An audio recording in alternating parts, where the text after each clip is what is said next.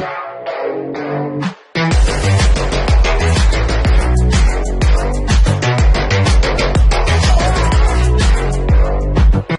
guys, Jaden or Jody Low here with the first tips and tricks video on my channel, where I will be going over quick things that will help you play Madden 16. And I've already recorded this video, and I didn't have my mic on. I hope I have it on this time. I think I do. I do. Okay.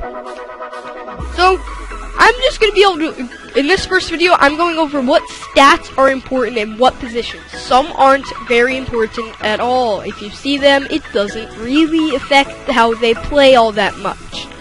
I'm going to start off at quarterback, and I'm going to go through almost every position, some categorized in with each other.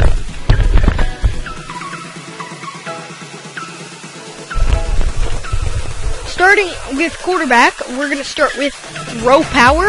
Probably, I wouldn't say most important, but it's something that you need your quarterback to have. This tells the quarterback how tight they're going to throw the ball, so if it's going to go in a perfect straight line right to the receiver, that it shows how well that pass is going to be compacted and right to the receiver. And it's also going to tell how far they can throw the ball, if they can throw it 50, 60, 70, or only 30, 40 yards.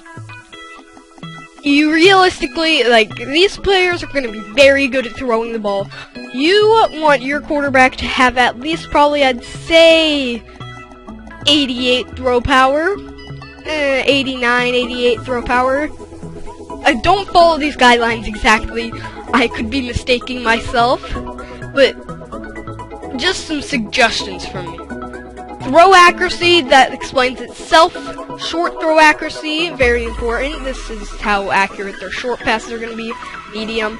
And then deep. This is different than short and medium, because the threshold, so short and medium, they can be 88s and to 97. Throw accuracy is hardly ever over 88. Especially. These tips will be helpful for Madden 16, Madden Ultimate Team, and especially Draft Champions, where I think it's most important because it shows you a line of stats.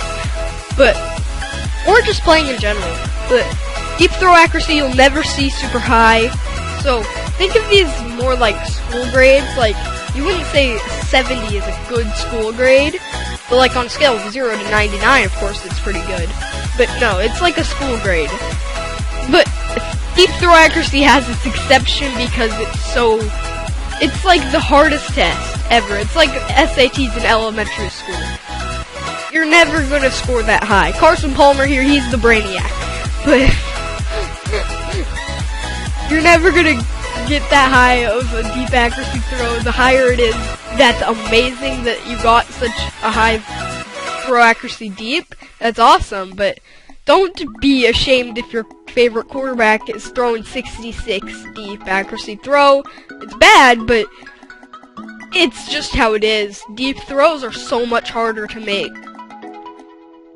Throw on the run, doesn't entirely explain itself, sorry. When a quarterback is moving, or running, or scrambling, while they have the ball and they're about to throw, this shows how accurate the throw is gonna be. You want to be standing still when you make your throw as much as you can. You make your throws that much better if you're sitting still. But if you have to be running, it's nice to have this stat. I often am, if you notice in my highlight videos, especially the one with Michael Vick, he's a very fast quarterback, so he's fun to scramble with. He can scramble around, he can throw the ball. I personally like to scramble a lot, but this depends on your play style. A lot of people like to just sit in the pocket, especially Patriots fans, because Tom Brady's so slow. But throw on the run, I find a very useful stat, and that's why I'm glad I'm a great Packers fan, because Aaron Rodgers is one of the best at throwing well on the run. Play action. How well their play actions are going to be and how well they're going to be able to make those play action plays, just in general. It's pretty important if you're on play action, which is something you don't pay attention to. That's really all that's important for a quarterback, and then, of course, speed. It's kind of important. Oh, I landed right on it. Speed explains itself. If you don't understand what stat speed is, you go away. How fast they are. You don't expect your Tom Brady's to be cruising by or your Peyton Manning's to be running those impossible 40-yard dashes. But Mariota, he's going to be running nice 40-yard 40-yard dashes don't have anything to do with Madden 16. But he's going to be able to move on the field and be able to scramble. If you don't know what scrambling is, it's running with the quarterback. Like, instead of throwing, you run with the quarterback as far as you can. That's what scrambling is. So, these quarterbacks are much better at it than others. Yeah, that's pretty much... It all depends on your playstyle. A lot of people can use Peyton Manning, even though he's the slowest quarterback ever. Probably because he's so old. So old. Anyway, a lot of people can use him. I personally am not a fan of using slow quarterbacks. I can do it. I can certainly do it. But if I have the option between Cam Newton and Peyton Manning, I'm gonna take Cam Newton, in my opinion. I just would rather be able to move, because I just find it nicer to be more versatile. I'm glad I have Aaron Rodgers. He's very good at... He's not super fast. He's got 79 speed, which honestly, he's a little bit faster than, like, 82, 83. But he also is good at throwing. A lot of quarterbacks, in exchange for speed and running stats, they exchange their throwing stats. Like Joe Webb, for example. Let's take a look at his throwing stats. He's fast, but his throw power is 89. That's okay. His throw accuracy 66, short throws 65, medium 66, deep is 62. It's not always going to be all sunshine and rainbows. There's not a whole lot of quarterbacks who have excellent throw and excellent speed. Like, maybe Tyrod Taylor, he's okay. But Aaron Rodgers, he's exceptional at these things. At throwing, he's both being okay speed and okay throwing. Very okay throwing stats. Okay. Importance with a running back. Let's start with trucking. There are really three types of running backs: the ones who can truck and aren't that fast, and the ones who are fast and can't truck. Trucking ones are also known as third down running backs. They are put down in third down or on short, like, you only need less than 5 yards. This doesn't mean they can't make those big plays, because Marshawn Lynch does that, and Adrian Peterson does that, and they're considered trucking running backs. But they are going to be those players that you can give the ball to right away, and boom, they get across that line. Elusiveness goes along with speed running backs. It means they get in between defenders easier. Ball carrier vision, it's hard to explain. It's very hard to explain, but it's always nice to have. Very nice to have. It's even on trucking running backs, even on speed running backs. It's always there. It's always important. Very important, but I can't explain it in words. I think actually it has to do with if they find holes better or if they direct to holes better. But I don't know.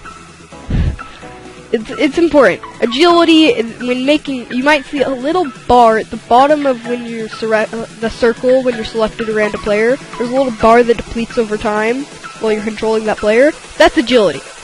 If you run, the higher agility you have, the longer you can, the faster. If your bar depletes all the way, then your player's going to slow down significantly, and your spin moves, your juke moves, and your not trucking, I say it every time, your stiff arms are going to become a lot worse, and I really do not recommend them. Strength, it's not that important, unless you want them to be able to block. Okay, speed, it's important if you want a speed running back, but if you want a power running back, it's not nearly as important. But you always want it over, I'd say, 84. Even, maybe 83. Even if If you want a speed running back, 89 or higher, or 88 or higher. It's 87. That's the threshold. 87 or higher for a fast running back. I'd say 88 though. If you can get your hands on Shirkandrick West, or say the Jamal Charles, that's awesome. That's good for you. If you can get your hands on Dre Archer, he's fast. But if he gets touched, he'll fall over. So trucking running backs, they exchange trucking and speed, and the other way around for speed. Running back speed for trucking. Or other trucking for speed. They won't have that high trucking, but they'll have high speed, or they'll have high trucking and not that high speed. There's a couple of running backs who are pretty hybrid, I'd say. Like Adrian Peterson. He's got 91 speed, and he's also got 93 trucking. Fullback, this one's gonna be quick. You want, trucking. You want impact blocking. Impact blocking. If you're playing Draft Champions, don't pick a fullback. I mean, don't pick a fullback, please. You'll make everyone's lives easier. Don't pick a fullback. Thanks. Good choice. Okay? I mean, if you need it, I guess, but please don't. Please. Okay, let's go to receiver. Catching. Important. Catching explains itself. Basic catching. Oh, I forgot to go over carrying again. Carrying, this counts for all positions if they have the ball. All offensive positions, even some defensive positions. If they have the ball, the higher, carrying they have, the less they'll fumble. The less they'll fumble. Yeah, I almost messed that up. Yeah. Yeah, the higher carrying, the less the fumbling. Quarterbacks, if they have high carrying, something you like. Receivers, it doesn't matter all that much. But catching. Okay, catching. It explains itself. You want to have good catching. Just basic catching. You want it. You want it. Route running. How tight their routes are gonna be that they run. Like, they're gonna follow. If you don't know what a route is, it's those little yellow and red lines that come out of a player before the play starts. And you can see that's the path they're gonna follow. A route is like a path. There we go. Path. That's a good way. This is how closely they're gonna follow that path. How closely they're gonna follow it, and they're not gonna get lost and wander off in some other direction. It's always nice to have. Catch traffic. In my opinion, what I look for most on a wide receiver. I'm sorry this video is so boring, by the way. Catching traffic. What I find most important. This means if they get hit while catching the ball, they will drop it. Not fumble, just not be a complete pass if they don't have it. But if they have high catching traffic is like getting hit, so they will be able to make the catch in traffic. It explains it once you know what it means. So, while getting hit, they can make the catch. I love this stat more than any other stat ever. It's so nice to have a receiver who can make the catch when you need it most. This helps on 3rd down especially, 4th down if you decide to go for it. This is the game winner. I wouldn't say the game winner, actually spectacular catch. The next thing we're going over, spectacular catch, otherwise known as SPC, is important. OBJ is here. He's the perfect example. He has 99 spectacular catch, the best you can have. He makes one-handed catches in real life and in the game. Spectacular catches are those one-handed catches, those amazing deep ball catches, those great catches that receivers made. I'm saying catches, way too catching much. So, these are the game winners, in my opinion. If you have 5 seconds left and you have a 30-yard touchdown, this is the stat that's going to make that catch. Combined with catching traffic and catching and route running and release. I'll go over release. So this is a very important stat, obviously, but all depends on how you play. Some receivers have one or the other. No, they don't. What am I saying? Realistically, never. Even like Victor Cruz is bad. But I'm looking at route running. Okay, yeah, they usually have very similar both. Not always. Sometimes, let's say Charles Johnson, he has so much. If they're a speedy receiver, they're going to have, not always, because Antonio Brown is fast. Actually, if they're speedy and they're not super high tier like Charles Johnson, they're going to have lower catch in traffic and higher spectacular catch. Release in the first 5 yards of the line of scrimmage. Cornerbacks or defensive backs are allowed to press up against receivers and not let them pass as best they can. Release is how good they're going to be able to release off that block. Not block, but I guess block. How easily they're going to be able to release off that. So it's kind of important. Yep. That's release. Jumping explains itself. If you can't jump, you can't make those deep catches. There you go, you happy. Speed's also important for all positions. Tight end, combine what I said about fullbacks and what I said about receivers. Combine what I said about both of them. You want good catching stats, you want good impact blocking. Boom, there's your tight end. And catching traffic, that's what I love most about my catching traffic. I love that most on my tight ends. Catching traffic. I will take Antonio. I will take a worse running tight end if they have higher catching traffic. Okay, linemen. They are oh so important. You might say no, they're not important. They are important.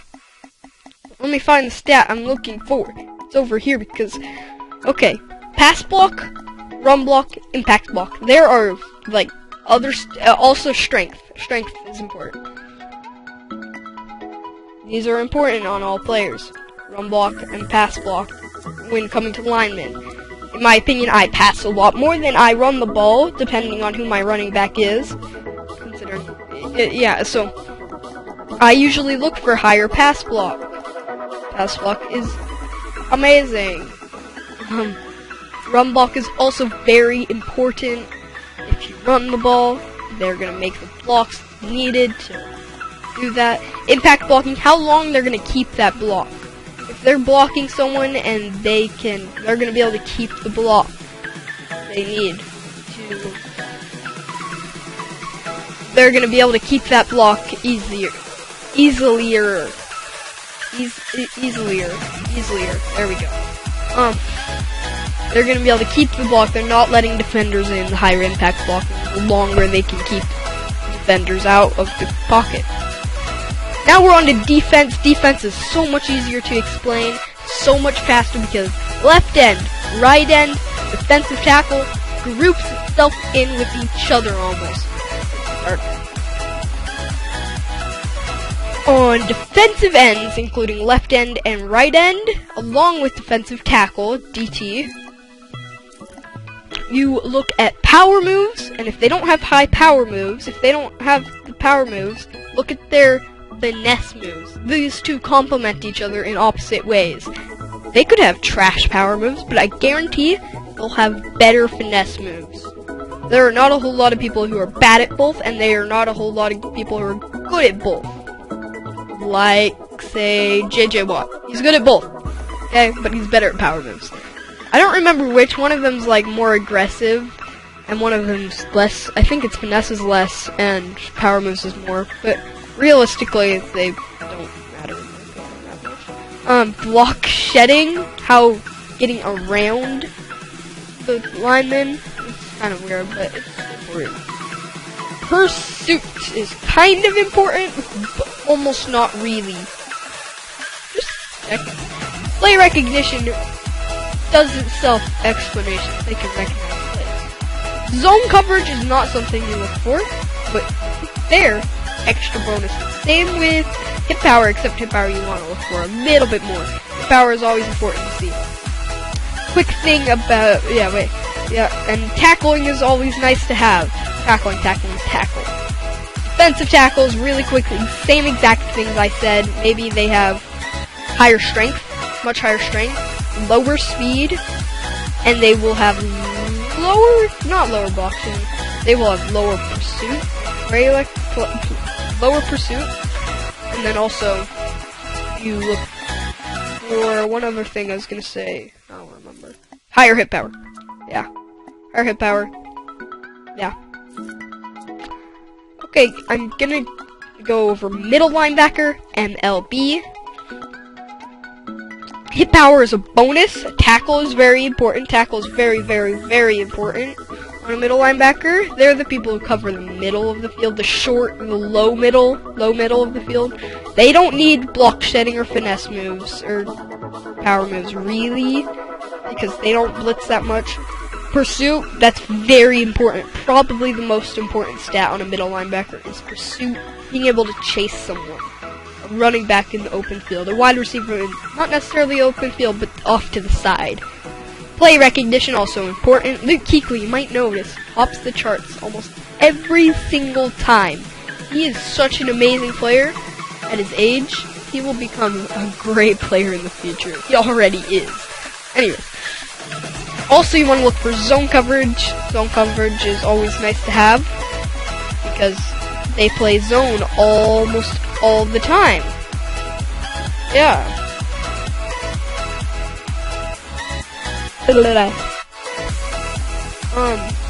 Yep, that's middle linebacker. Okay, now I can go to left outside linebacker. Same things I said, except not zone coverage and more block shedding, finesse moves, and power moves. They are a combination between middle linebacker and left end, right end defensive ends.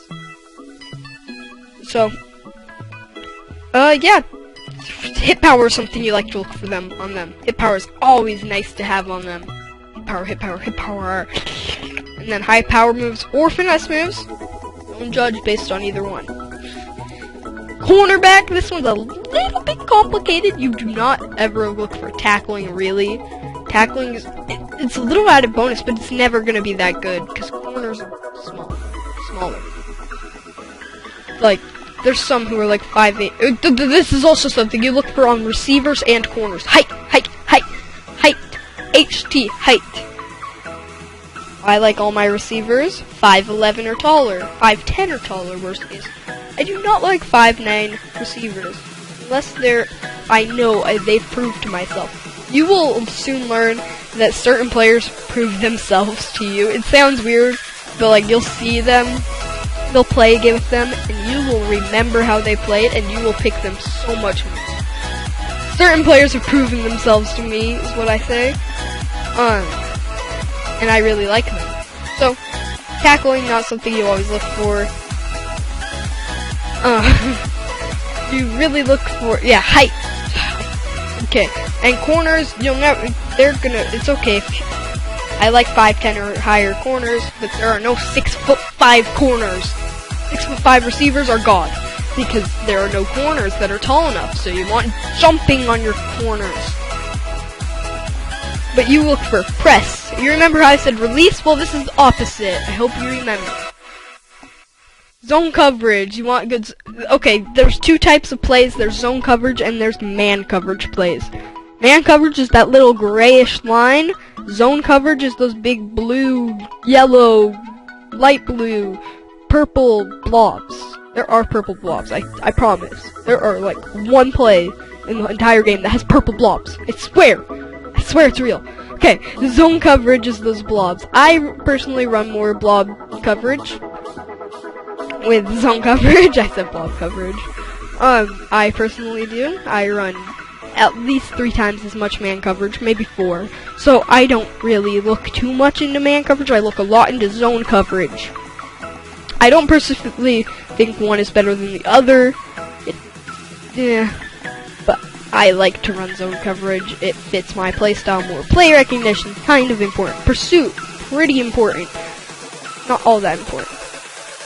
Yeah, that's corners for you. Full safety, free safety, FS. I can never give it the right name. Tackle, kind of important. Hit power, depends on the team, honestly. A lot of teams switch their FS and SS around in the middle of the game. A lot of teams like to have a hard hitter FS and a lower hitter, softer, a not as hard hitter at SS, blah, blah, blah. But usually it's the SS who hits harder. Like, taking a look, these players all have 90, 89 hit power. Yeah, it's much more important at FS. you look for zone coverage here, and play recognition. So play recognition, zone coverage. Zone coverage is very important. Unless you run a lot of blitzes, blitzes are almost always man. Almost, unless there's zone blitzes. And so safeties will be playing man coverage on those plays. So man coverage isn't that important. Zone coverage is very much important. Press isn't important. Tackling, yeah. SS is a little bit complicated. Hit power is, in my opinion, much more needed. So, and it's much more prominent in the league. A lot of teams like to use a hard-hitting SS. 80 is, if you don't know what hit power is, I probably should have explained that. How hard they hit. How much often they're going to cause fumbles. Tackling. Oh, my voice is going bad, I'm sorry. Tackling, that's pretty important. Not play action, play recognition. Pursuit, that's also important on FS. Play recognition, always kind of important. It's funny, Rashad Jones has both. Man coverage, just like last time, they're hardly ever playing that. Zone coverage, much more important. Quick tip, George Aloka is God, he's 6'4". I'll go over it in another video. Yeah, and then kicker and punter, you look for kick power. I'm not even going to say anything more besides kick power. Not kick accuracy. Kick accuracy isn't nearly as important. Kick power. You want kick power. Same with punter, except a little bit more kick accuracy on punter. Kick power. Kick power. And thank you guys.